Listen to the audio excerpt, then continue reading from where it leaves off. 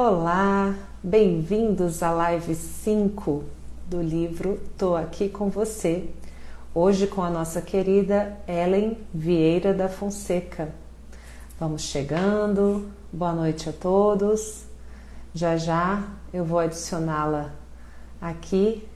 Ela que é uma grande especialista em pedagogia sistêmica, é uma educadora com muitos e muitos anos de experiência e que tem feito um trabalho incrível junto às escolas, aos professores, às famílias, às crianças e aos adolescentes. Hoje a gente vai ter um tempo muito lindo com a Ellen dentro dessa aventura que a gente está trilhando aqui há alguns dias já, das lives sobre as 9 posturas do meu livro novo. Esse livro aqui, ó. Tô aqui com você, 9 posturas para acolher crianças e adolescentes em sofrimento. Esse livro, ele é focado em auxiliar adultos que acompanham casos, sejam pais, professores, educadores, profissionais da área de saúde, tanto saúde mental, né, quanto saúde física, que estejam acompanhando casos complexos de crianças e adolescentes em processo de depressão, em processo de ansiedade, com alguns casos de automutilação, de ideações suicidas, toque, síndrome do pânico, entre outros sofrimentos. Então, esse livro vem como um instrumento mesmo de experimentação dessas 9 posturas para que a gente possa ter um pouco mais de equilíbrio e tranquilidade ao lidar com esses casos, ao acompanhar esses casos, a começar de uma postura em que a gente pode adultecer e se sentir mais centrado para promover esse cuidado, esse carinho, né? Então hoje a gente vai conversar com a Ellen Vieira da Fonseca. Olá, minha querida. Tudo Olá, bom? boa noite, bem-vinda. Obrigada. Que alegria estar aqui com você. Ainda em tempo, embora com um ano de atraso, né? Porque a gente tinha ficado de fazer uma live em outubro do ano passado e aí Verdade. não deu para fazer, então eu estou muito, muito feliz de poder ter esse momento com você, Ellen, que você é uma pessoa que eu admiro muito e com quem Obrigada. eu tenho vivido grandes trocas, né? Muito grata, querida. Eu fico muito alegre de ter dado certo também, né? Que Tudo no bom, tempo certo, né? tudo no tempo certo. Por favor, Ellen, vou te pedir para você se apresentar um pouco. Eu já falei um pouco de você, mas eu gostaria que as pessoas ouvissem de você mesma, né? As pessoas aqui da minha rede. E depois eu me apresento também um pouquinho para a sua rede para a gente poder iniciar o nosso papo.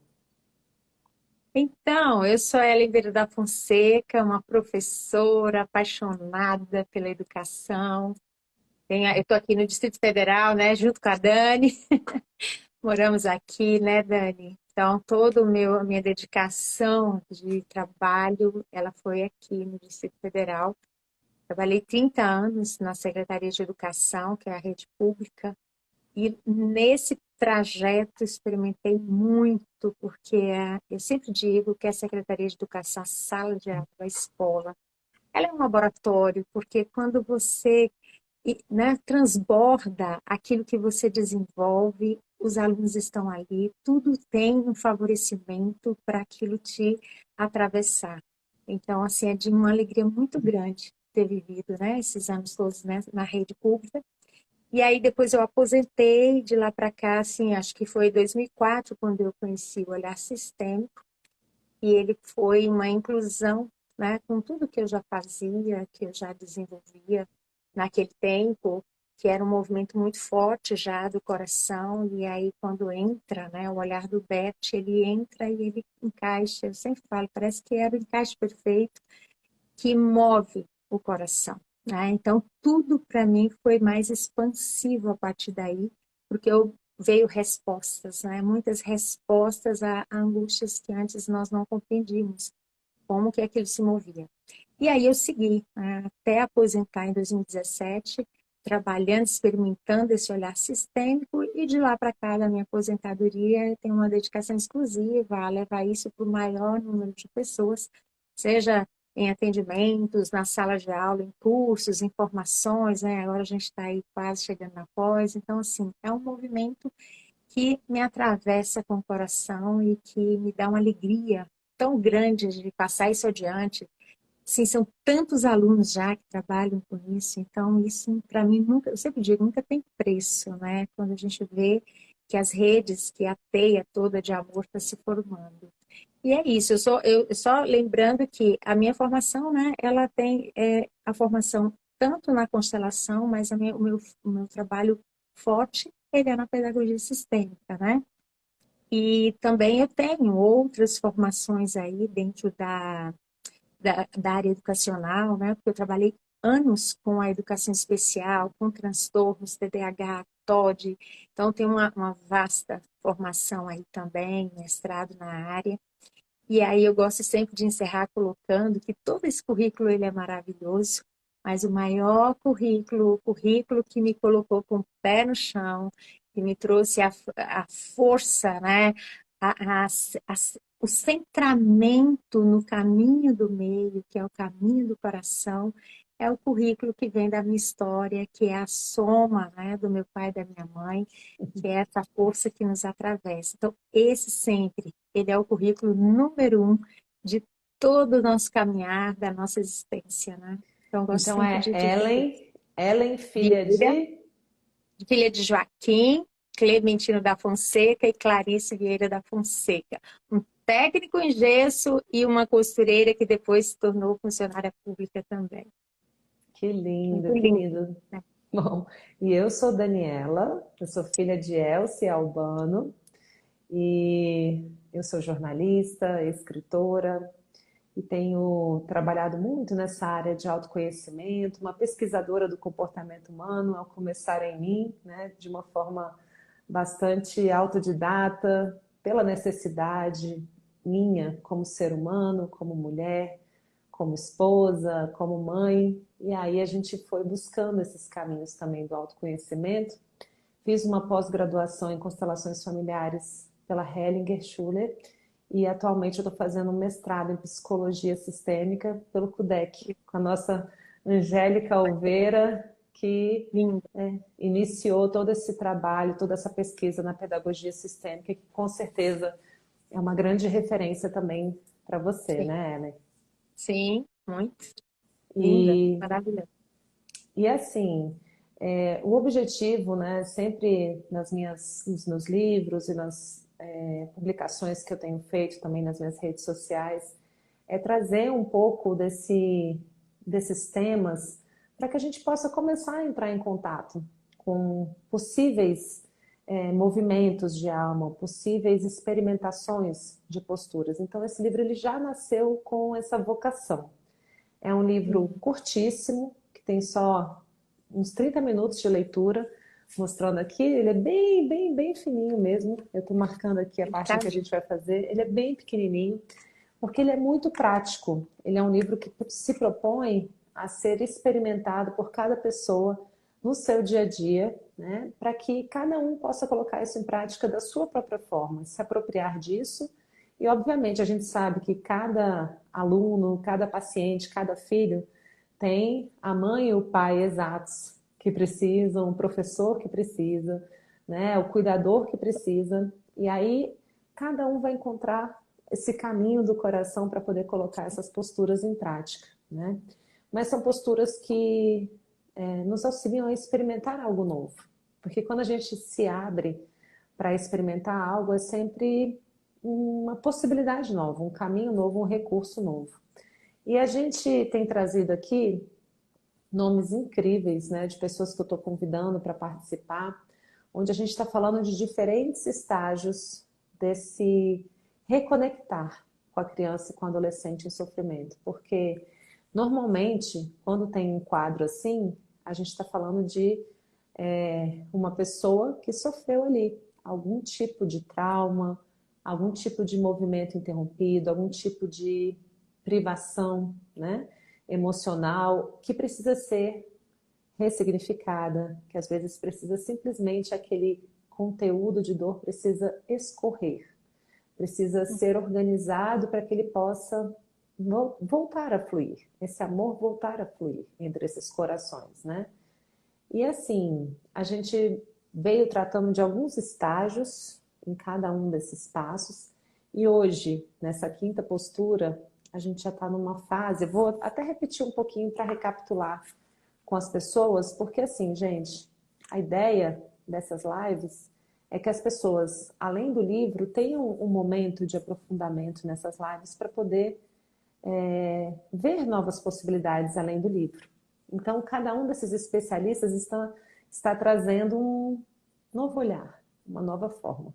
E hoje, com a Ellen aqui, eu quero muito trazer esse ambiente da escola, porque os professores sofreram muito também com a pandemia, né? Os educadores, os alunos também voltaram dessa quarentena com muitos sintomas, com muitas dores. A gente está tendo muitos casos de automutilação, muitos casos também de desconexão das matérias na escola, do processo de aprendizagem, né? Então, eu imagino que você deva estar ouvindo muita coisa sobre isso, né, Ellen? Sim, a gente escuta muito. E É, também conduz muitas questões nesse sentido.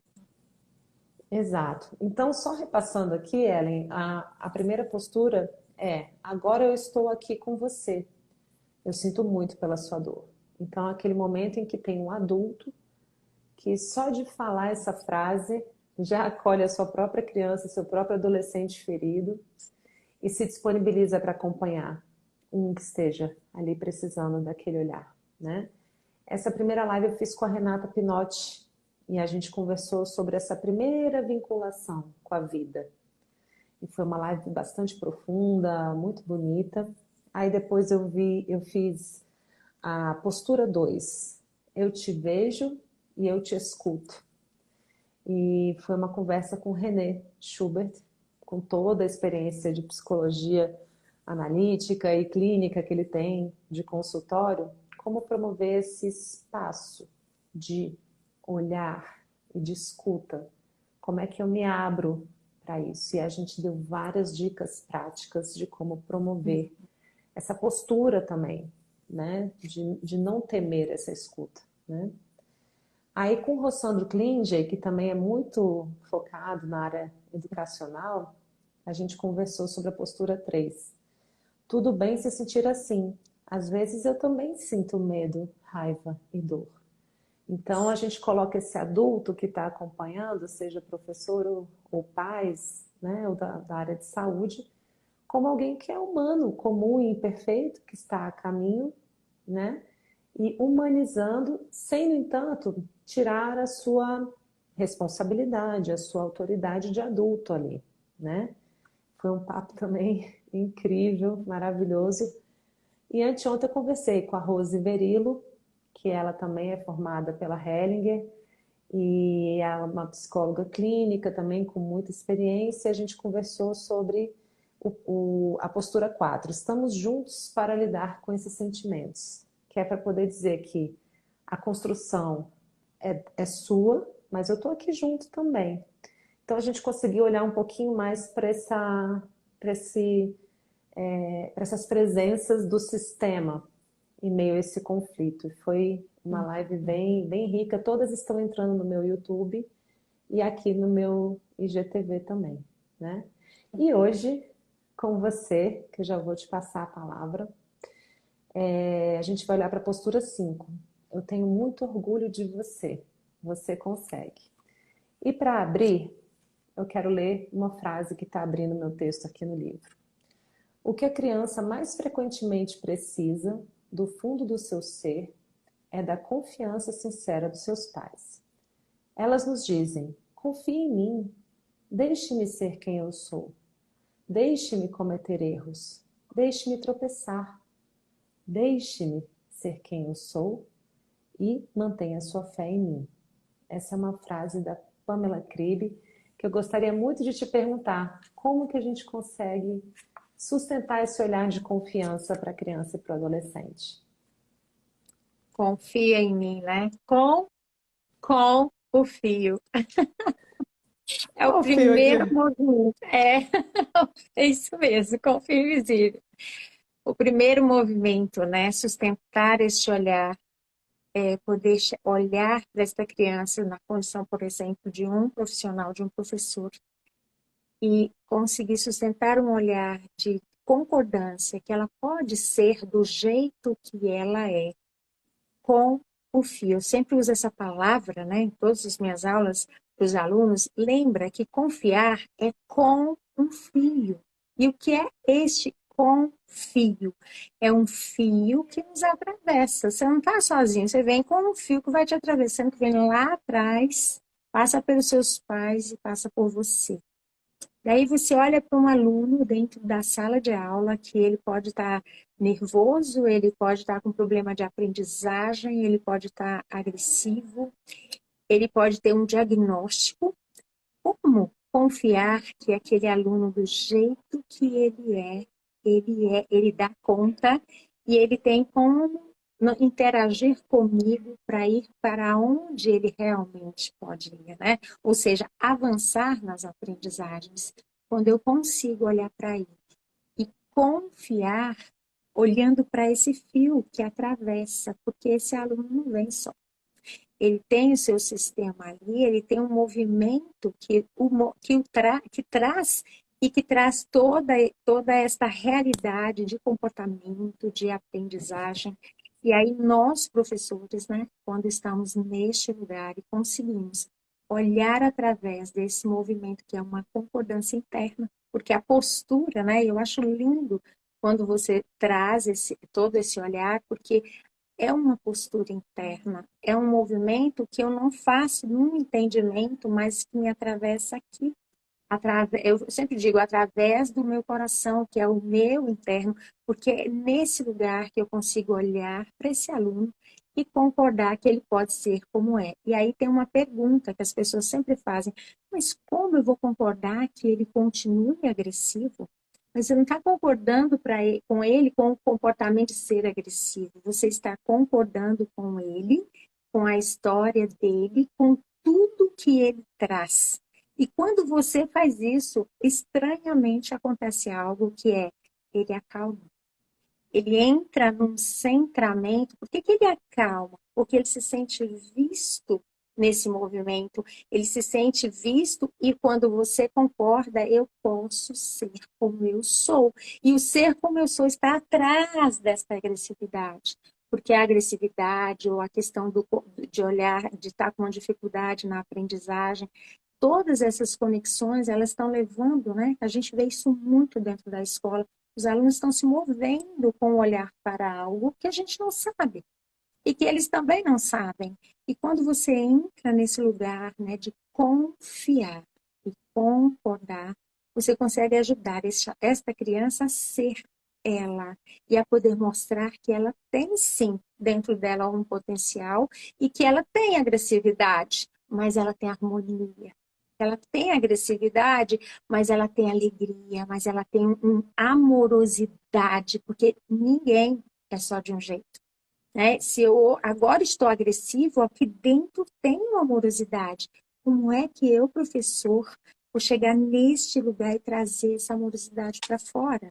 O primeiro passo é esse, é da confiança, de chegar através desse movimento que é concordar com tudo que ele traz do jeito que ele traz. Porque confiar, Dani, não é só, o confiar, ele vem com toda uma história por trás. Como é que eu digo que eu confio se eu não concordar com ele do jeito que ele é?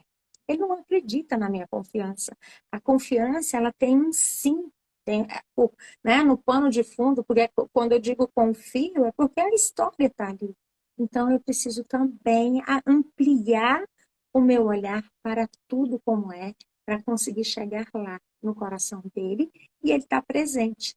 E quando eu digo isso, foram assim, das inúmeras vezes, né, que eu estive com crianças em escolas com problemas de aprendizagem, com questões de agressividade, com raivas tremendas, surtos de raiva, e ali naquele momento, naquele, às vezes o caos dentro da escola, onde todo mundo foca, mas todos nós estávamos olhando para as pessoas olhavam para onde? Para o problema, para aquela dor, aquilo que ele estava mostrando de mais difícil.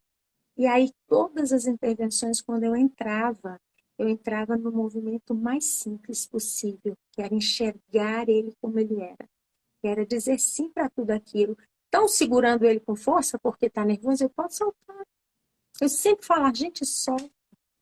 Por quê? Porque na hora que solta, né? Na hora que ele pode respirar, se ele encontrar um olhar amoroso, que confia e que chega no coração dele, essa pessoa traz ele de volta. Porque dentro dele existe amorosidade, existe amor e existe um desejo profundo de estar bem. Mas às vezes eles não dão conta, porque tem um contexto por trás no qual nós não sabemos, e aí nós potencializamos aquele comportamento, e não é que está errado, é porque nós não sabemos. E aí nós vamos com tudo naquele movimento. E aquilo só potencializa para o menos, né? Então, é um caminho que a gente, na verdade, que nós vamos fazendo aí. Não Você sei se ficou falando, claro. ficou claríssimo, Ellen. Você sempre, né, se expressa com muita clareza. E algo muito importante que você está trazendo, que eu falei bastante na última live também, é esse não saber. A gente não sabe. E descansar nesse não saber é um movimento de humildade e de grande efetividade na nossa vida. Não é simplesmente, eu perco poder porque eu não sei, porque nada disso. Ao contrário, a gente entra numa possibilidade de uma série de novos aprendizados. Porque quando a gente se coloca, olha, eu não sei que forças te movem para você se comportar como você se comporta. No entanto, eu digo sim para tudo que está aí. Eu digo sim para você. E aí, tudo aquilo que estava excluído, que não podia ser visto e por isso mesmo estava berrando, se acalma, se harmoniza. E aí, o verdadeiro ser, que é o que você está dizendo que está por trás também, pode se mostrar. Não é isso? Isso. E, E, e e pode falar.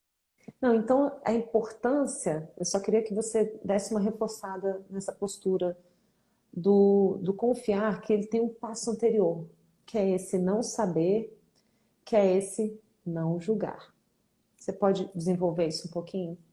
Sim, eu posso até buscar aí um exemplo de algo que acontece muito forte para a gente entrar nisso, né, dentro da escola. Às vezes, na escola tem algumas turmas onde elas já têm um carinho.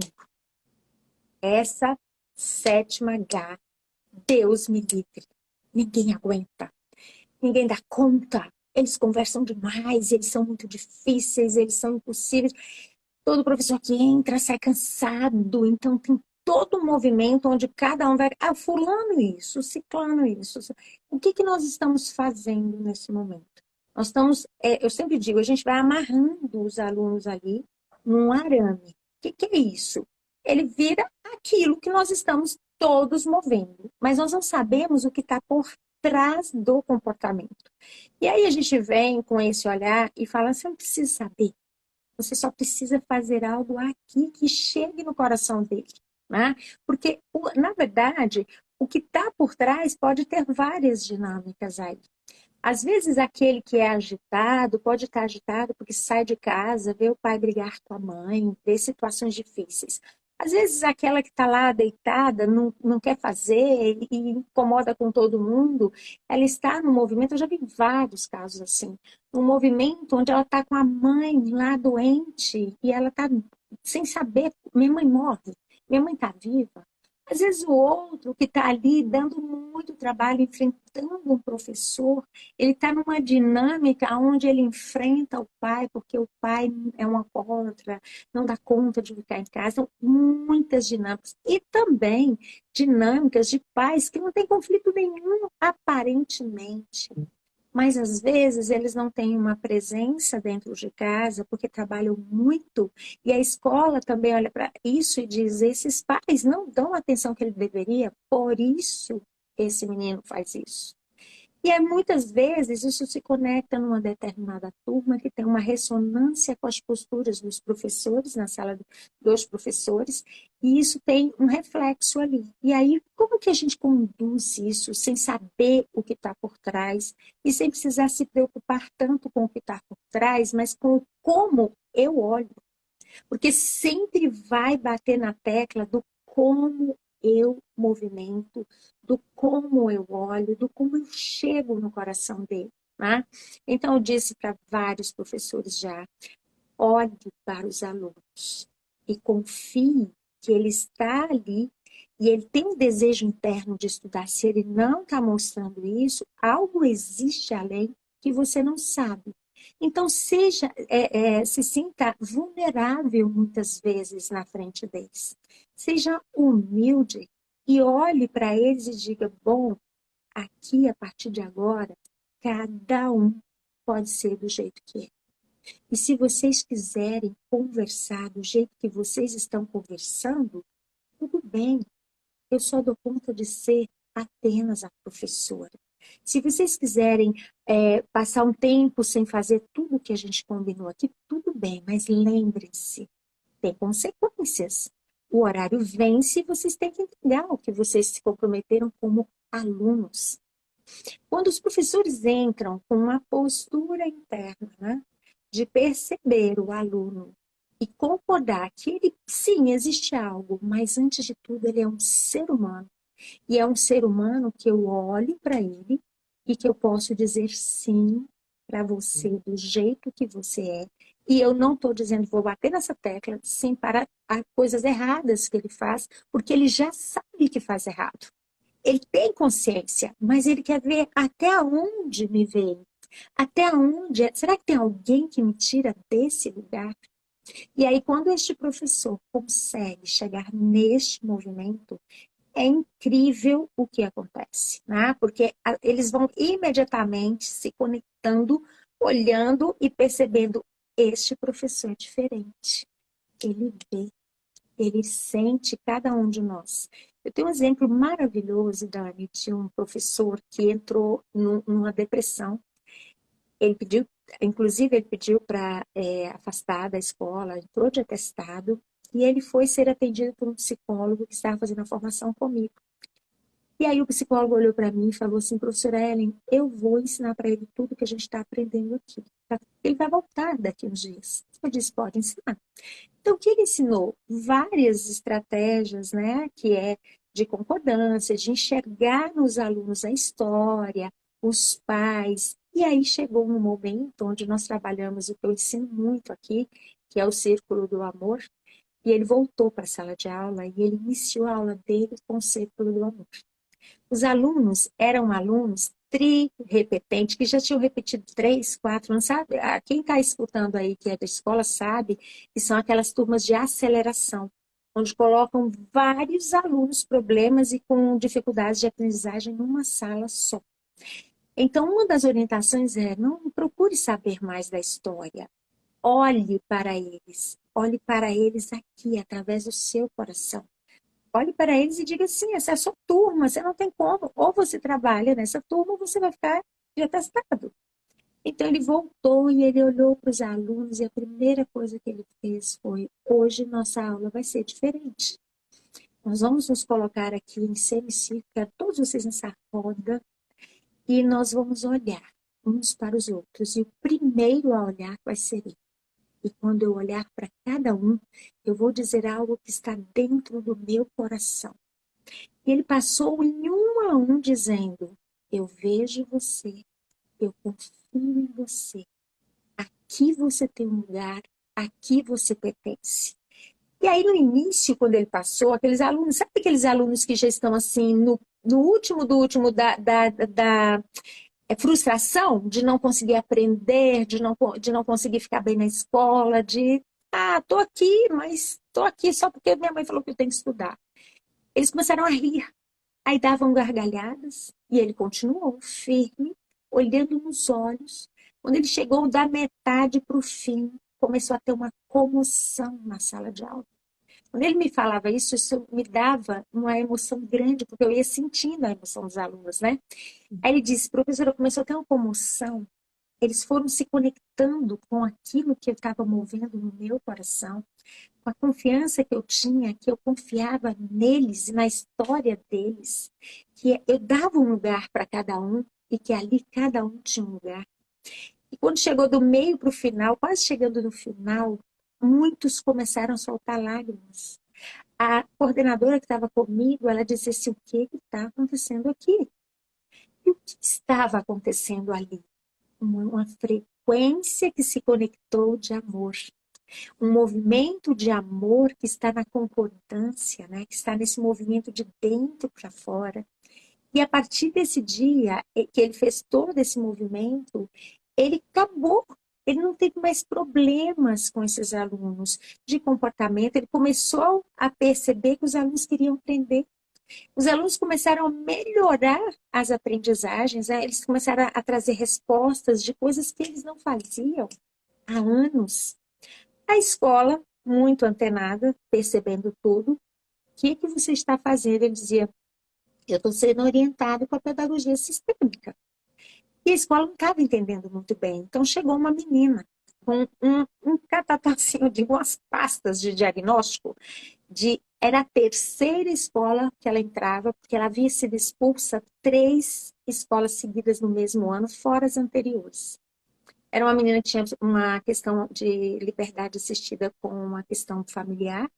E ela entrou nesta sala, a escola falou, olha, como você está conduzindo muito bem esses meninos, e eles eram adolescentes na faixa etária de 14, 15, 16 anos, tri-repetentes, né? Então nós vamos colocá-la na sua turma. Aí trouxeram para ele a pasta, ele falou assim, eu não quero ver, eu não quero ler nada sobre ela, eu quero primeiro sentir, eu quero perceber como eu posso chegar no coração dela primeiro. Depois eu leio. E aí ela chegou. Quando ela chegou, né, a gente dá uma orientação, quando o aluno chega, você já não encaixa ele no lugar certo. Sente, deixa ele ser livre para ser quem ele é, para ele se mostrar. Ela chegou, ele sentou ele num lugar, e os alunos começaram a conversar com ela, e ela arredia. Aí um aluno disse assim, professor, nós não vamos fazer o círculo do amor com ela? Aí ele disse, vamos. Hoje, professor, vamos fazer. Aí ele, tá, vamos fazer. Reuniu as crianças no movimento todo, porque o círculo do amor ele passa a ser não só o movimento para você olhar e dizer eu vejo você, eu confio em você, mas ele começa a trazer as dinâmicas da sala de aula para serem resolvidas naquele contexto, né? Então aí eles se colocaram e ela foi passando um a um. Ela passou por quase 35 colegas. Quando ela começou a passar, ela disse que ela ficava agoniada, mexia o corpo, e todo mundo centrado, porque os alunos já estavam conectados com esse movimento, né? E ela foi passando, quando ela foi chegando da metade para o fim, eles começam de novo, né? Isso já faziam há muito tempo, mas ela começa a chorar. Quando ela chegou na última, ela estava chorando compulsivamente. E o que eles fizeram sem o professor dizer nada. E é aí que eu digo que a gente pode confiar nos alunos. Do mesmo jeito que eu demando uma energia para dizer ele não dá conta, ele é terrível, eu também demando uma energia para conectar ele aqui. E ela flui, né? E quando ela chegou nessa última menina e que ela estava chorando compulsivamente, essa menina abraçou. E aí todos os alunos se juntaram numa roda em volta dela e todos foram se abraçando. Ela ficou no centro, todo. Eu me emociono demais quando eu digo, porque foi a coisa mais linda, se você ver ele contar, né? E aí todos, ele, professor, todos abraçados nela e ela emocionada. Isso era mais ou menos o mês de outubro. Essa menina, a partir daquele dia, não deu mais trabalho nenhum naquela escola. Ninguém entendeu por que ela tinha sido expulsa se ela estava tão bem. Ela já voltou a desenvolver leitura e escrita, coisa que estava, né? E aí muita gente fala assim, esse aí burro, não vai desenvolver leitura e escrita. Gente, vamos acordar. Porque para eu desenvolver a leitura e escrita, o meu coração tem que estar em sintonia com o meu cérebro. Se eu estou numa ideia de que eu não consigo, porque eu sou uma pessoa que não vai para frente, porque todo mundo me vê como um problema, eu vou cristalizar nesse lugar. Mas se alguma pessoa olha para mim e atinge o meu coração no sentimento de aí tem um menino, uma menina que aprende. Eu confio que você dá conta. Eu confio em você. Aquilo vem, né? Aquela pessoa volta, aquele movimento começa a ampliar. E foi o que aconteceu com ela. Ela começou aí, a partir desse momento, a ser uma outra menina na sala de aula. Aí eu pergunto, mas uma outra menina? Não, gente. A mesma menina. Porque essa menina que estava esperando uma chance de ser ela, existe dentro dela. Mas ela ainda não havia esta oportunidade que este professor oportunizou no momento em que ele olha para todos os alunos sem julgá-los, sem pena de nenhum, porque ele poderia ter pena dela. Coitada, 3 expulsões. Diretora, você vai me colocar com uma menina que já foi expulsa 3 vezes? É muito difícil. Não. Ele olhou para ela na humanidade dela, né? Ela é uma aluna como todos os alunos dessa sala. E se João e Paulo dá conta, Patrícia também dá conta. E a gente acredita, tem uma ideia de que não, o aluno tem uma dificuldade muito grande na casa dele, ele não vai dar conta.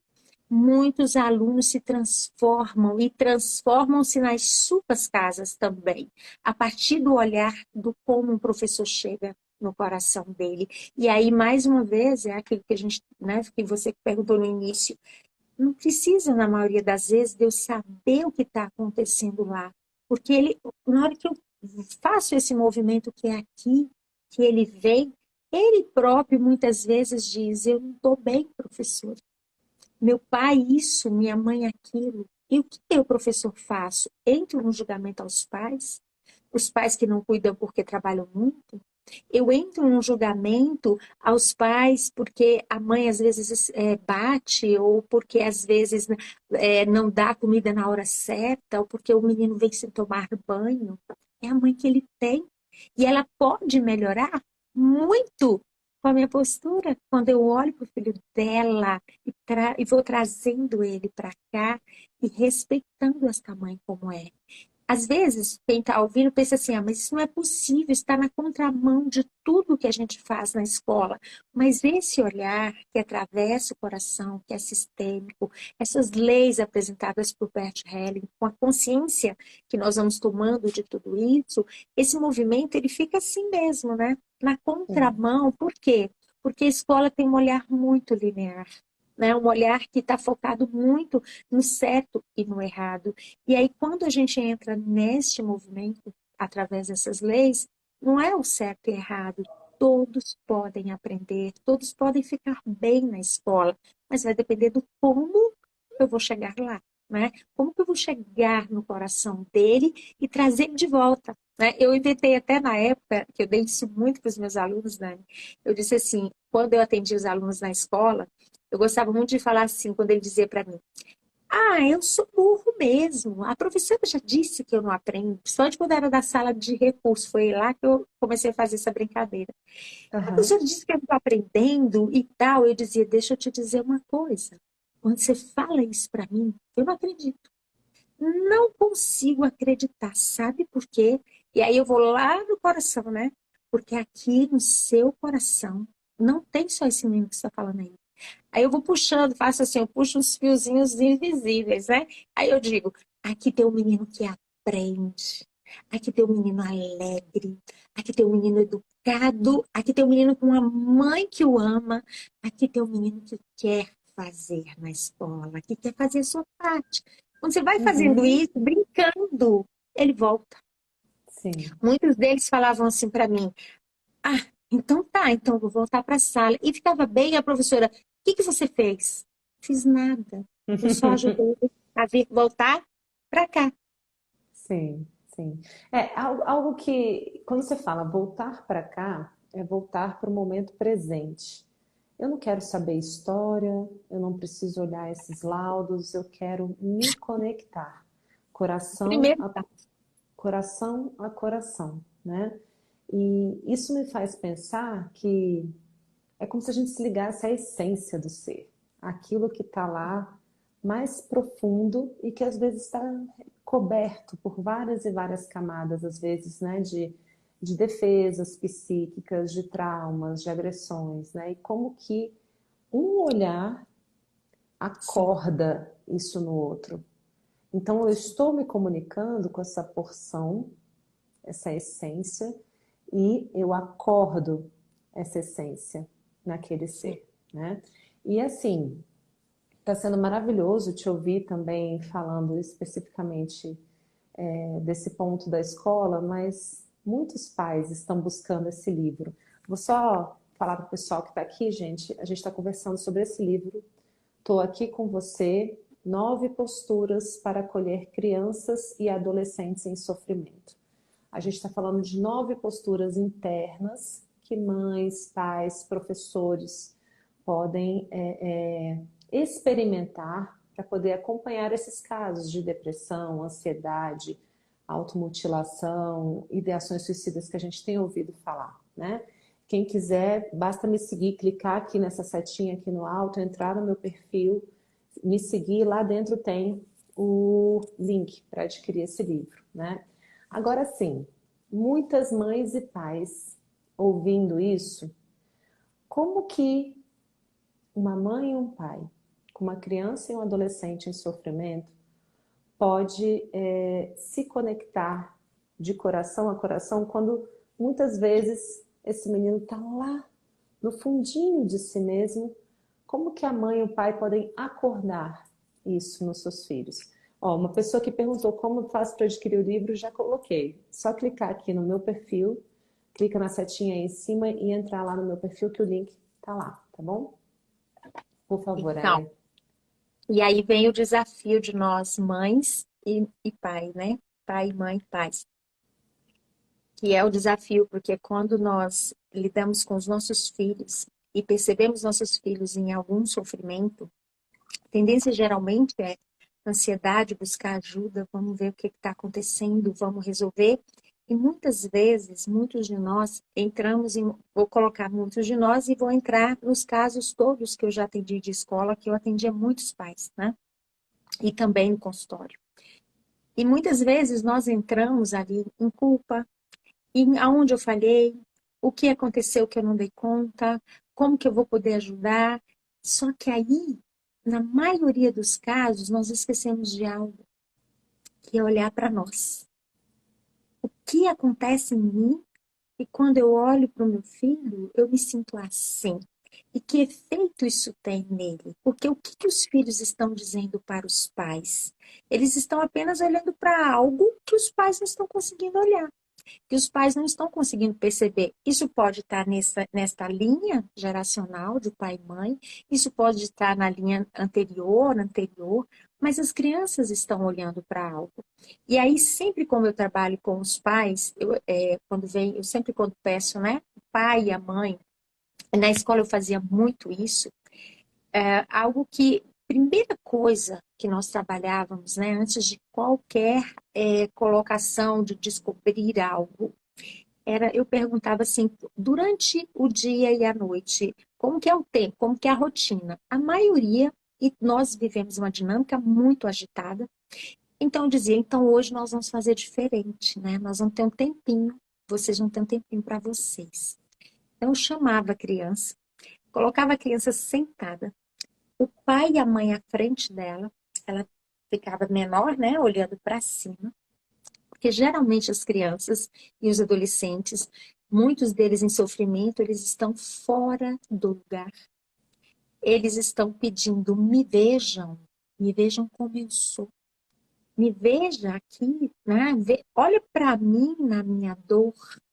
Muitas vezes eles estão numa dor que não é deles, que é do pai ou da mãe.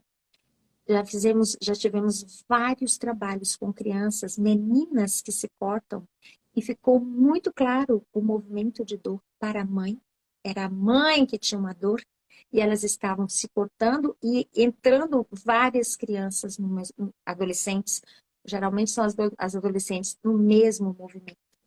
E Mas aí o isso que a gente... não é, assim, só fazer um parênteses, Não é né? uma regra. Que não é, Não não, é uma...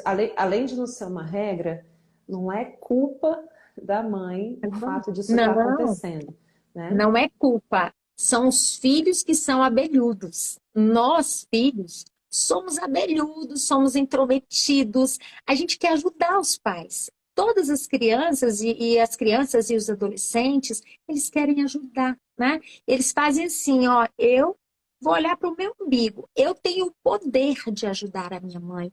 Isso é um pensamento cego, né? Muitas crianças e adolescentes estão nessa dinâmica. Não quer dizer que os pais tenham culpa nisso. Eles entraram nisso. Agora, como nós vamos ajudar os pais a olhar e trazer a criança de volta para essa realidade, né? E se conectar de novo com esse movimento que está aqui, né? Então, a primeira coisa assim que eu fazia, porque na maioria das vezes o trabalho não era a criança, era ajudar os pais na postura com a criança ou com o adolescente. Eles traziam o adolescente, compreende? Mas aí, primeiro momento era esse, para depois a gente ter o momento com a família, né? E o primeiro momento que era esse, era colocar os pais ali durante uns 5, 6 minutos, olhando para o filho. Gente, isso é curador. Por quê? Porque aquele menino está pedindo, me veja. Né? Seja lá o que ele tiver, qual é o comportamento, a dor que ele está apresentando, ele quer ser visto pelos seus pais. Então, quando eles focavam o olhar ali e a mãe começava a olhar, eu só dizia, deixa o seu sim, do jeito que ele é seu filho. Quando eu digo deixa o seu sim, é porque nós mães precisamos, né, e é importante isso, concordar que naquele filho existe eu e existe o pai. Existe uma mistura de um homem com uma mulher. E muitas vezes os conflitos são gerados porque nós pais, nós não nascemos sabendo ser pai. A gente vem de um sistema, né? O homem vem de outro sistema. Nós nos encontramos, né, nesse sistema para formar um novo sistema. E aí, claro, se a gente não consegue olhar para a família, para o sistema familiar do outro, uma concordância interna, muito claro que os nossos filhos vão olhar para isso e eles vão olhar para aquilo que a mãe retira em relação ao pai para aquilo que o pai retira em relação à mãe. Ou seja, aquilo que a gente exclui do outro. E isso está em coisinhas pequenas, coisas assim que às vezes você pensa, não é possível. Como, por exemplo, uma criança está na mesa, você luta com o seu filho para se comportar na mesa, ensina etiqueta. Você vem de uma família que te exigiu isso. Mas a família do pai era acostumada a comer de qualquer jeito. Mas você se encontrou com esse homem, casou com ele e teve filhos, mas você pensou um dia isso muda, né? Mas ele até tentou, ele até come bem hoje, mas o filho come derrubando comida e boca aberta e mastiga e você tá o tempo todo olhando, olha a postura, mastiga direito, fecha a boca, isso não tá certo. Olha, tá vendo? Ele tá fazendo igual você fazia. Olha pro seu filho, fala com ele. Aí o pai dá uma bronca. Aí aquilo para ali, daqui a pouco, no outro dia, começa tudo de novo. E eu estou dizendo isso porque eu atendi várias questões que estavam nessa simplicidade do cotidiano e que aí aumentava e gerava um sintoma dentro da escola, né? Então, quando eu digo, o primeiro passo é olhar, olha e deixa o seu amor se conectar com o seu filho, com a sua filha, significa que ao olhar para ela ou para ele, você que é mãe, está enxergando quem? O pai nele. E aí você precisa entrar no movimento aqui de dizer, de concordar que em você eu vou amar sempre o seu pai do jeitinho que ele é, porque eu escolhi esse pai. Né? É o pai certo para você que me deu a chance de trazer você para o mundo. E o pai dizer a mesma coisa. Em você eu vou amar sempre a sua mãe. Do jeitinho que ela é. Eu escolhi essa mãe para você. E aí quando eles podem olhar, primeiro só olhar e deixar o coração expandir. E aí depois no final que eu dou esses movimentos, essas frases, ali já se resolve muitas coisas. E aí depois nós vamos para as próximas etapas, que é ajudar os pais a olhar para onde aquilo dói neles, né? Porque, gente, se eu não consigo, se eu tenho uma dor aqui que está ligada com a minha mãe, e, por exemplo, eu tenho uma mãe que me cansa, que é uma mãe muito chata, que passou a minha adolescência inteira, que reclamou demais de mim, que dizia, mandava eu fazer tarefa todo dia, mas ela só chegava tarde, e eu dizia, um dia eu vou ser uma mãe que não vou estar com os meus filhos desse jeito, eu vou fazer tarefa, eu vou cumprir tudo, eu vou estar nos horários. e de repente eu vejo que eu tento fazer tudo isso e os meus filhos começam a desenvolver sintomas, ou um específico começa. E aí eu não imagino que isso pode ter ligação aqui. Então, nós, mães e nós, pais, precisamos também olhar para o nosso amor, para a nossa concordância interna com aquilo que é, com a história que nós tivemos, né? E um ensinamento dos mais lindos, né, Dani, que o Bert nos deu, de que olhar para os pais e concordar com eles, né? Que são os pais que nos deram a vida, e separar, né? Isso eu ensinei muito, ensino até hoje, separar a vida do homem ou da mulher que me criou e fez tantas coisas, porque os nossos pais também estão ligados nas dinâmicas anteriores deles, eles não Peraí, estão livres, né? como assim separar a vida? Explica direitinho. Separar, porque aqui eu coloco sempre assim, a vida é aquele momento onde o espermatozoide fecunda o óvulo. A vida explodiu para aquele menino no movimento de misturar espermatozoide e óvulo daquela mulher e daquele homem. Ninguém vai tirar isso dessa pessoa. Não tem como retirar nenhuma célula, nada. Essa mistura e essa constituição celular, ela vai seguir com você na sua vida e você vai se desenvolvendo com tudo que o Sim, externo vai trazendo, né? aquela história Porém, de duas carnes se fez uma. isso, e essa é a vida. Isso não tem como mudar. Então a gente diz sim para a vida. Não tem como. Como que você vai dizer assim, eu não quero isso desse pai que está dentro desse menino? Se não tem como tirar. Tá lá. Porém, como é separar isso? É eu poder olhar para cá, para os meus pais que tiveram condutas, de repente, que não foram muito legais comigo. Às vezes me bateu tanto e eu sou magoada por isso, mas eu compreender que as condutas dos meus pais, a forma como os meus pais me educaram, a forma como eles foram conduzidos, por exemplo, um pai que é alcoólatra, está ligado a algo que vem anterior do sistema, que eles não têm controle sobre isso, como nós também não temos quando nós estamos na educação dos nossos filhos. Então, poder olhar para isso e deixar isso com eles, porque aí eu concordo, é o pai que eu tenho do jeito que ele é. Eu não posso mudar isso. E hoje, nós, da nossa geração, nós estamos numa condição muito favorável, né, Dani? Porque hoje, quantos movimentos e terapias e trabalhos que nos ajudam a ir para uma consciência e perceber tudo isso. Os nossos pais, muitos, a grande maioria não teve essa chance, né? A grande maioria foi criando os filhos intuitivamente, naquele rolo compressor. A gente hoje tem chance de estar aqui falando sobre isso, né? Um Então, luxo, tudo né? É um luxo da nossa é, geração e é um luxo. que só chegou na gente por conta deles também, né? Por conta deles, né? Por conta de toda a história que foi acontecendo de geração em geração. Então, esse eu vejo assim, dentro de todos os trabalhos que a gente vem desenvolvendo e do que a gente vai passando, né, para todos os professores e pais, esse é o primeiro movimento, né? Primeiro eu olho, primeiro eu enxergo que eu sou a mãe do jeito que eu sou, né? Que eu dou conta desse jeito, que eu não pego uma corda e não me bato, né? Ou seja, é o que eu dei conta até aqui. Agora eu posso fazer um pouquinho diferente, olhando para algo aqui no meu coração em relação a mim? Posso. E aí eu dou mais um passo, né?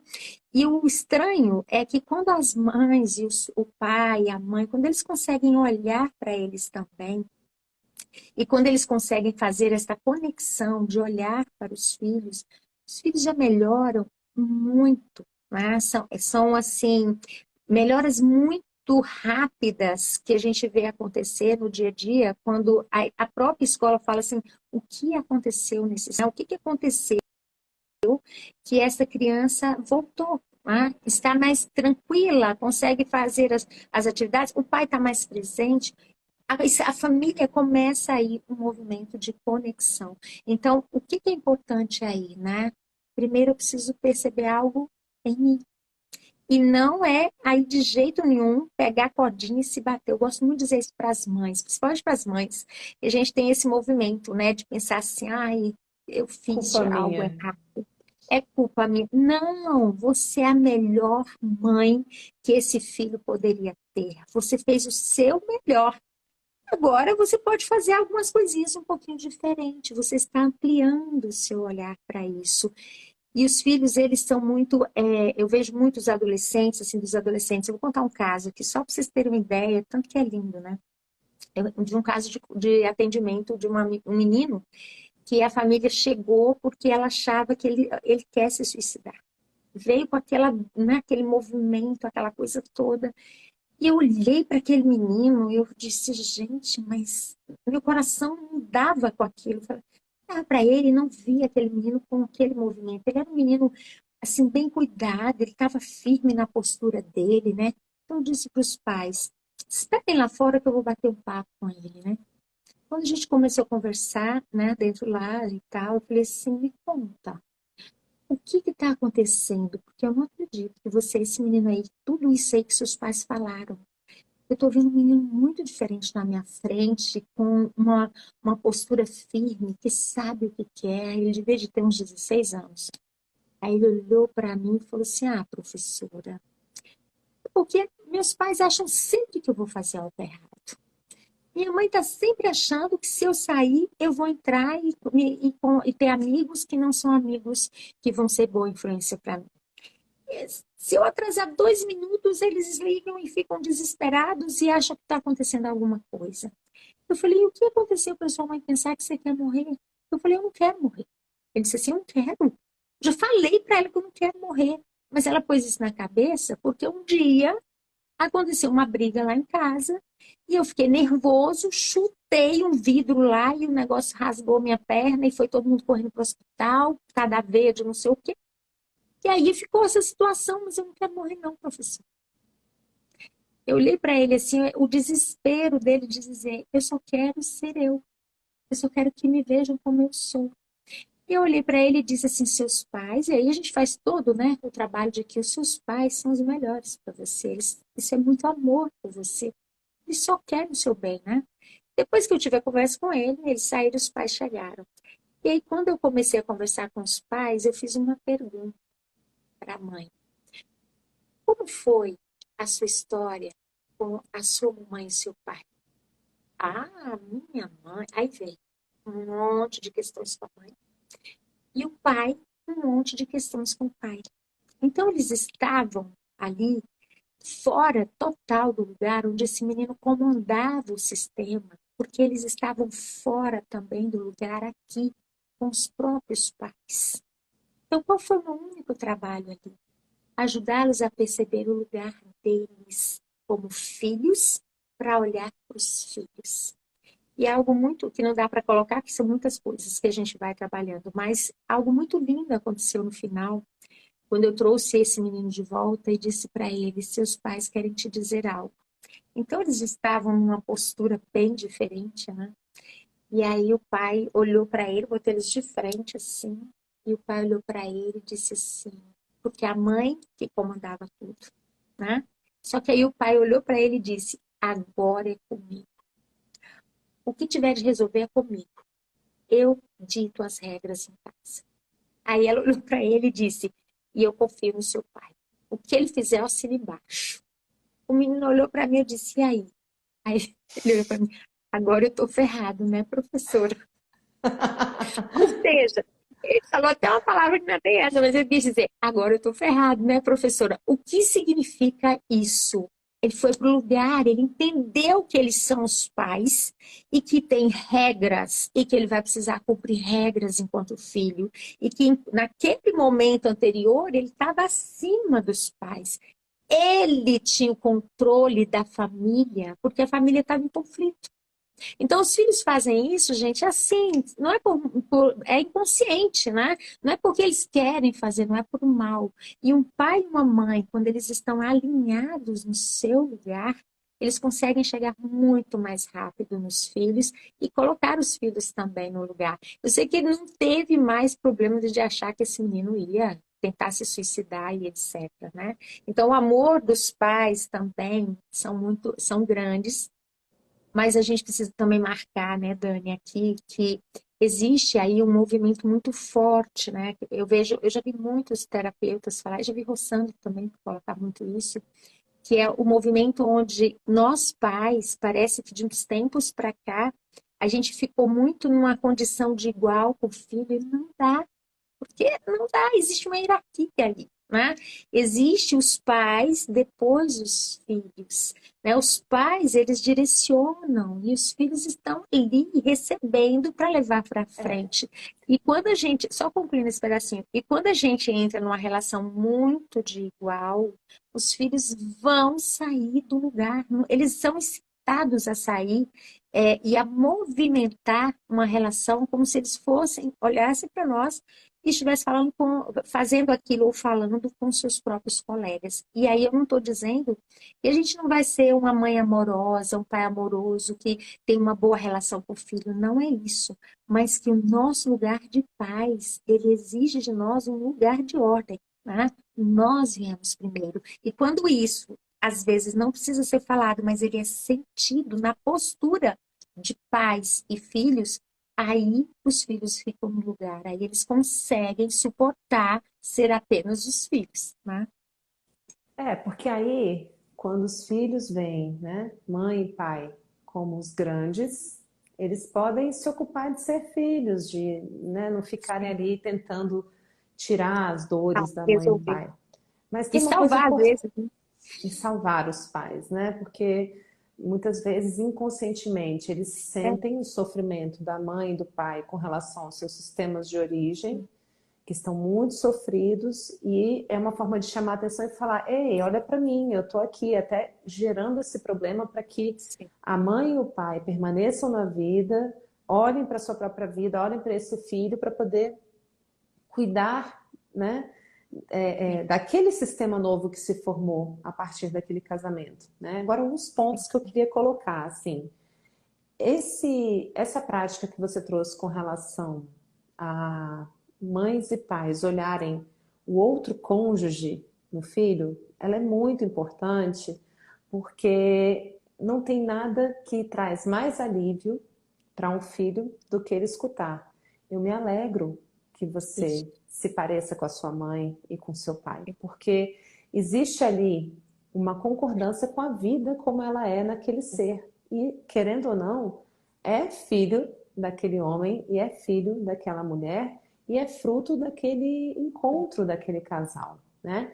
E isso é muito diferente do que o filho ter que concordar com o marido que a mãe teve ou do filho concordar com a esposa que o pai teve. Porque o filho só conhece a mãe, só conhece o pai.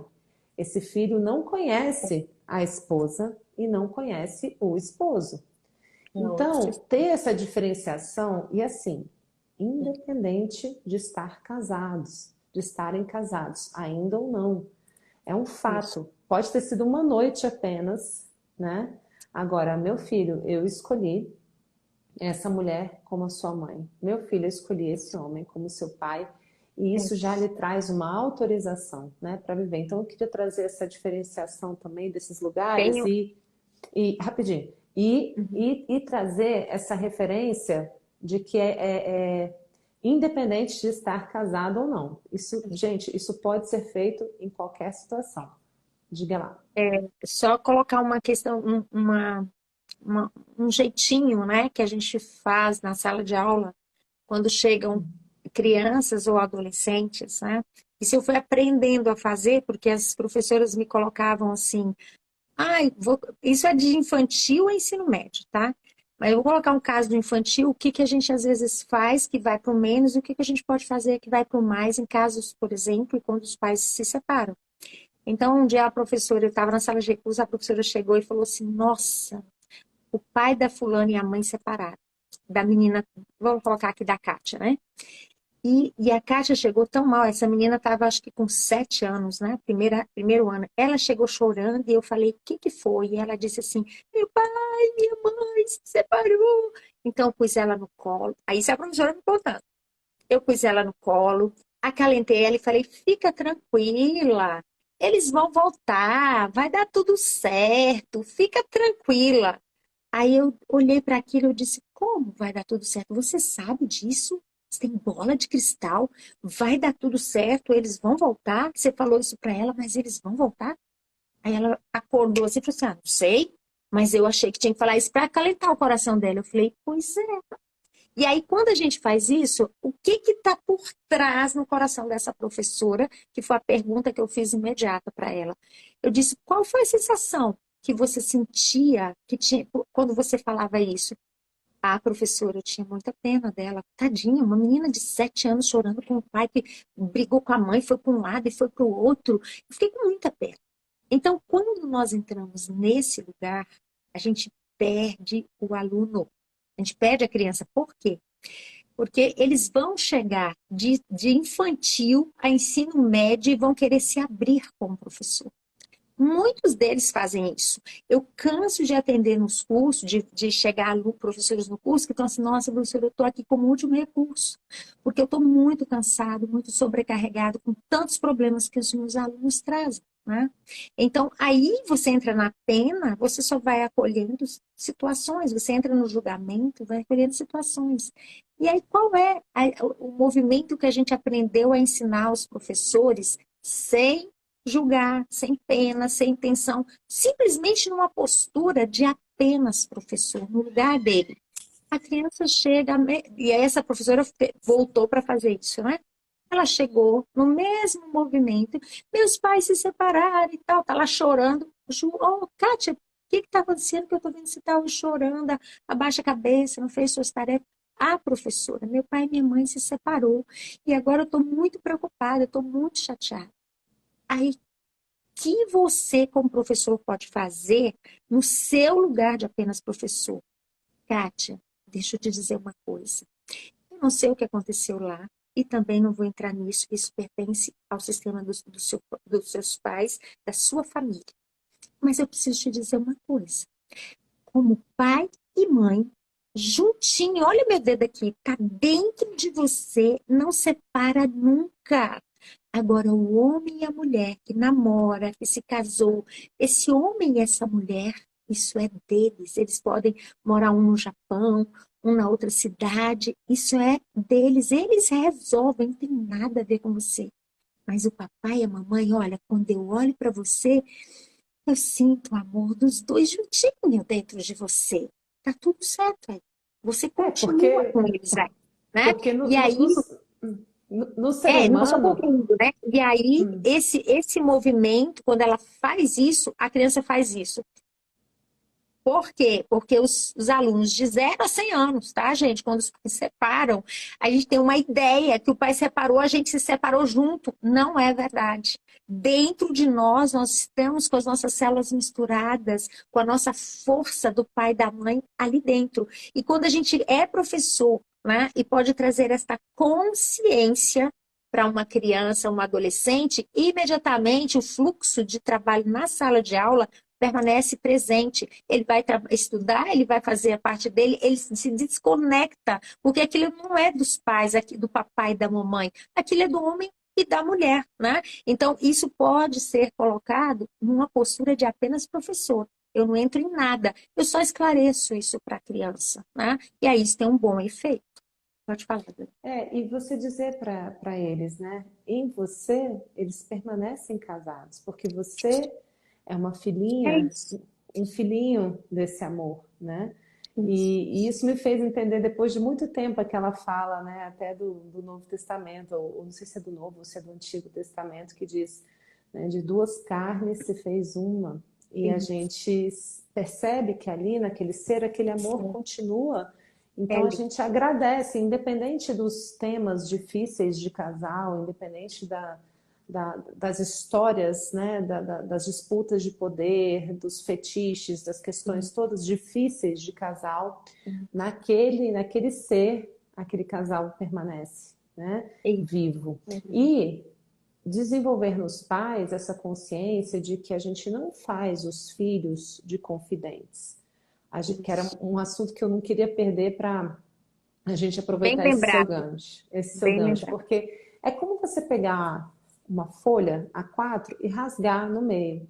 Olha, eu chamo meu filho e eu fico falando para ele contra o pai dele. Eu chamo meu filho e fico falando para ele contra a mãe dele, que é essa mistura que está viva no ser biológico dele, né? Então, é diferente, né, dessa mãe, desse pai, buscar uma amiga, amigas, irmãos, primos, profissionais da área de saúde mental para poder conversar sobre isso e poupar o filho de viver esse conflito intenso. Então, se algo precisa ser dito entre esses dois adultos, que isso se restringe a essa esfera, né? Eu lembro que a Angélica Oveira, ela sempre falava assim, sabe quando a gente olha ali uma fileira de um avião, tem uma fileira aqui, tem uma fileira lá, Isso. é uma outra fileira, né? Isso. Então, assim, aquilo que você colocou sobre o pai e a mãe poderem dizer, agora nós damos as ordens aqui também, porque a mãe também tem os seus aspectos também de dar os comandos, os limites e a ordem, mas dentro dessa dinâmica eu entendi que era uma mãe que Ela estava acima do pai. eclipsava muito o pai. Então, o filho precisava ouvir isso do pai. Em alguns casos é o contrário. A mãe precisa também, né, vir a luz, digamos assim, e também esse pai dar o espaço. Então, é importante que esse filho tenha os dois. Não dá para ser só filho da mãe ou ser só filho do pai, porque ele fica manco, né? Então, esse era um outro ponto que eu queria trazer a respeito da sua fala, E porque isso faz muito, muito mal para a criança. Então, se vigiar para não tornar os seus filhos confidentes, deixá-lo liberado para ser quem ele é, filho daquele homem e daquela mulher, é né? Que pesado, né, Dani? é pesado, mas aí a partir do momento em que você guarda para Pesado. você isso e você vê, nossa, quantos sintomas vão deixar de ser expressos pelas crianças porque elas têm liberdade de ser quem elas são, filhas de quem Sim, elas são. E, gente, isso não quer dizer em concordar com que um homem ou uma mulher tenham feito de difícil. Olha, uma vez eu tive um atendimento super complexo, assim, de uma psicóloga que me falou, Dani, eu tô com um paciente de 8 anos, né? E eu vi um texto seu dizendo que todos pertencem, mas eu não estou entendendo esse todos pertencem, porque o pai desse menino matou a mãe e ele está preso e esse menino não consegue desenvolver, ele não consegue falar, ele não consegue sorrir. E eu tô sem saber o que fazer, porque eu tenho sentido muita raiva desse pai. E aí, nesse momento, eu precisei atravessar esse lugar nela, né? E apoiá-la a olhar nesse além e dizer, olha, é muito pesado para você se colocar de julgadora desse homem. Porque existe um juiz aqui da Terra que já verificou o assunto, que já passou uma pena a ser cumprida, que já está sendo cumprida. E tem um juiz, né, para aquelas pessoas que têm esse sistema de crenças, que aqui é o juiz da vida, digamos assim. Você não é nenhum nem outro, certo? Aí ela disse assim, certo, eu não sou nenhum nem outro. E aí eu falei para ela, então experimenta você fechar os olhos um pouquinho agora, olhar para esse homem e para essa mulher e falar: eu não sei que forças moveram vocês dois a chegar nesse destino difícil. Eu sei que eu me retiro de julgá-los. E vocês dois, como pais desse menino, têm um lugar no meu coração. isso. E não sou eu que vou julgá-los. Passaram 2, 3 semanas, Ellen. Ela me falou que fez esse trabalho e eu orientei ela a não falar nada com a criança. Simplesmente, na hora de recebê-lo, ela recebeu ele por 3 semanas, dizer internamente para ela mesma desse lugar, esse olhar para a mãe e para o pai. E o menino voltou a sorrir. Na segunda sessão, ele fez um desenho com o pai e ela falou assim, inacreditável, eu não falei nada para ele, eu só mudei a minha postura. Aí eu Isso. É falei, interno, né? ele se sentiu visto por você. Eu acho que é isso que você explicou, né? Do coração ao É, coração. na verdade, ele se sentiu visto e sentiu que ela retirou-se de julgar os seus pais, mesmo o pai tendo matado a mãe. Então, esse movimento, quando você se retira do julgamento ou da pena, porque aí também tem movimentos fortes, né, que geram pena, quando você se retira, você consegue olhar para a criança aqui. Porque julgamento e pena, ele fica no nosso mental. Quando você sai deles, você consegue chegar aqui, e aí essa frequência, ela atinge o fiozinho do menino imediatamente. Isso é instantâneo, e você não precisa mesmo, que você, que ela relatou, né, dizer nada. Assim, a quantidade de casos nas escolas que a gente acompanhou, nesse nível de pai matou mãe, pai matou o amante da mãe, mãe matou não sei quem, e todos os casos é por esse caminho que é sair da pena e do julgamento. Eu lembro de um caso de uma escola onde teve uma situação parecida de morte de uma mãe com o pai numa briga. E um juiz, um advogado, aliás, ele fazia formação comigo e ele foi chamado, né, para atender as situações e a criança estava do jeitinho que essa daí estava. Não fazia nada, estava triste, estava sem mover-se na escola. Aí ele me liga, professora Ellen, eu estou numa escola aqui numa reunião que o troço está pegando fogo e eles estão aqui com pena de uma menina que está um caos. Eu falei, o que você está fazendo que você já não disse para ele sair da pena, né? Dá um passo atrás, que é a frase aí que você falou, né? O seu destino, o destino de tudo que aconteceu com essa criança é maior que o meu conhecimento. Aqui eu sou apenas a professora, né? E aí ele conversou com a equipe inteira e a professora sobre isso. Pronto, em uma semana a menina estava desta forma, alegre, trabalhando, e aí as pessoas ficam assustadas, mas não tem um susto aí. Tudo volta ao lugar porque a criança volta a ser ela. Por quê? Porque ela ama o pai e a mãe, mesmo com algo grave que aconteceu, aquilo que eu falei, o amor da vida, ele não se desconecta. Então, o nosso julgamento aí pesa muito na criança, né? E veja, Ellen, que é importante a gente diferenciar. O fato da gente não julgar não quer dizer que alguém está concordando com o que essa mãe ou esse pai fizeram. Não é sobre concordar com o que Não aconteceu. é concordar com o ato, mas é concordar que eles são os pais certos dessa menina porque eles deram a vida. A concordância, ela não é com o ato, com a ação que estão fazendo aqui de errado, mas é uma concordância que dentro desta criança existe uma mistura desse homem e dessa mulher que fizeram esse ato. E cada vez que nós julgamos, nós estamos enfiando um alfinete nessa criança. É como um alfinete mesmo, né? Cada vez que julgamos a situação dos pais dela, nós estamos prendendo ela naquilo. Aí ela vai ficando cada vez mais introvertida, ou seja, às vezes vão para agressividade, para correr, para ficar hiperativo, né? Vem vários sintomas, cada um vai no sintoma que chega para ele. Enfim, mas o que a gente quer dizer? Que essa concordância não é com o ato, porque é aquilo que você já falou. A justiça está aí. E é justo pagar o preço, é digno. Tá tudo certo ser preso, pagar o preço. Quantas vezes eu tive que dizer para adolescentes que estavam agressivos porque o pai tinha sido preso num conflito de gangues, né?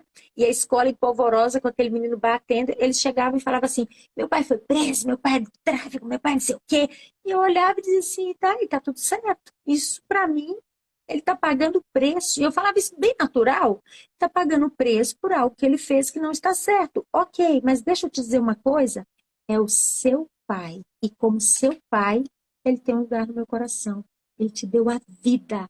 E eu respeito o seu pai. Porque se não fosse ele, eu não estaria aqui com você. Aí o menino que está naquele pico de nervoso, de agressão, ele faz assim, ó. O que significa isso? Alguém me viu e viu o pai que eu amo dentro de mim, mesmo ele tendo feito algo errado. Ele vai pagar o preço. Isso é dignidade. Mas isso não retira o amor que aquele menino tem pelo pai e pela mãe. Quando eu concordo com esse movimento, aí eu tenho esse menino presente comigo na sala de aula. Esse é o que a gente vê acontecer o tempo todo no trabalho que a gente desenvolve. Então essa frase que a gente tinha hoje como um estímulo para a gente conversar aqui tenho muito orgulho de você. Eu tenho muito orgulho da sua história, de onde você vem, das suas raízes. exatamente como são e quem são. Sim. E o que aconteceu depois na vida de cada um, individualmente, como casal, tudo bem. Agora eu vejo esse grande amor, esse grande acerto, essa grande, né, lindeza que é você vivo aqui na minha frente, né? E quando eu Isso, falo é você isso. consegue, eu tenho muito orgulho de você. Você consegue. A criança, ela se conecta com a força da vida que vingou nela, independente de qualquer É uma coisa. amplitude, né, Dani? É a sensação de um transbordar, de um preenchimento. Quando você Exato. fala, eu tenho orgulho de você, da história que você veio. É como se fosse assim, tá transbordando. O olhinho brilha, né? O olhinho fica assim, nossa, ou seja, mesmo meu pai estando preso, ela tem orgulho, né? De quem eu sou com aquele pai que me deu a vida. Você acha que esse menino vai ter dúvida de fazer tudo que você, como professora, pede? Não vai. Você ganhou, você conectou ele vem imediatamente, ele está ali para você. No outro dia ele chega com a tarefa pronta, ele pergunta, professor, está precisando de algo? Ele conecta com o coração. Isso eu vi acontecer muitas vezes. Mas vamos colocar aí, é na postura de não julgar e não ter pena. Não tem jeito, né, E Dani? conseguir se manter nela, que a gente sabe que Isso. é algo a ser, né? A gente às vezes cai, às vezes entra no julgamento, às vezes entra no cansaço, mas a gente também retorna, né? Isso. Nossa, Ellen, gratidão. A gente já está aqui a 1h21 conversando, Nossa, porque passou assim, e eu só foi posso bom demais. te agradecer demais por isso. O seu livro está chegando de Tá, presente. Vou tá mostrar uma chegando. última vez aqui, pessoal. Obrigada. Quem não estiver me seguindo ainda, é só clicar nessa setinha. E quem está conhecendo a Ellen aqui hoje também, segue a Ellen também, que faz um trabalho maravilhoso com professores, com escolas. E esse Os trabalho aqui, pais. Ellen, vai chegar também, né, na rede pública. A gente vai fazer treinamento com professores para a gente conseguir desenvolver essas 9 posturas nos adultos que acompanham crianças e adolescentes em processo de sofrimento, de depressão, de Uhum. ansiedade, enfim, que a gente pode treinar na gente. Como eu falei, são 30 minutinhos de leitura para a gente ir aos poucos, experimentando no dia a dia, na vida prática, cada mãe, cada pai, cada professor sendo exatamente quem é, como é, experimentando uma nova abertura ali. Foram essas posturas também que você trouxe. E agradecer as pessoas que nos acompanharam nesse tempão de conversa, mas passou assim Obrigada. porque foi É, bom. delicioso, né? E eu quero ouvir suas últimas considerações para a gente fechar a live, Ellen. Não, eu quero muito te agradecer por esse momento. Você sabe que você está aqui no meu coração. Eu tenho orgulho de ser sua amiga, de poder compartilhar com você.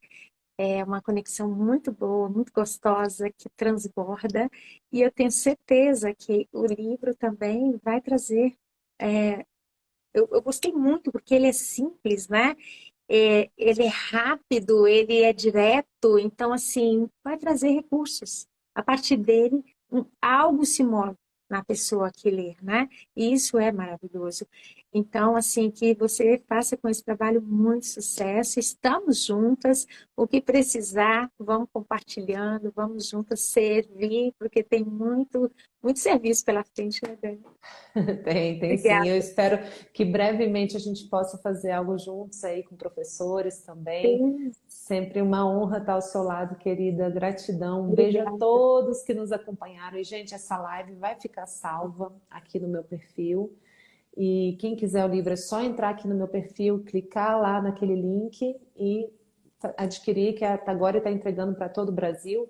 E eu estou deixando também essa semana uma versão online também para as pessoas que estão fora do Brasil, que não tem entrega fora do país, né? Uhum. Ok. E no YouTube a gente fez também uma playlist chamada Tô Aqui Com Você, onde a gente está trazendo todas essas posturas ampliadas, porque o livro ele traz muitos exercícios práticos mesmo, assim, para a gente colocar. E aí essas lives trazem um aprofundamento para a gente poder seguir estudando, né? Que é bom É demais. verdade, é verdade. Ô, Dani, deixa eu falar mais uma coisinha aqui.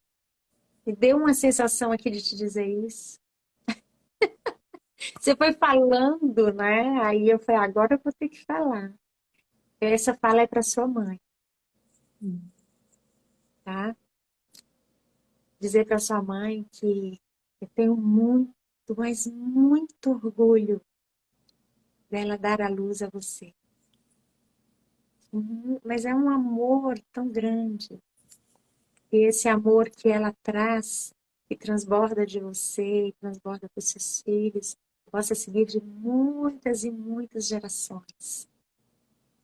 É um orgulho que amplia, que expande pela sua mãe ser a sua mãe. Muito obrigada. Beijo, né? Beijo grande. Grata, querida.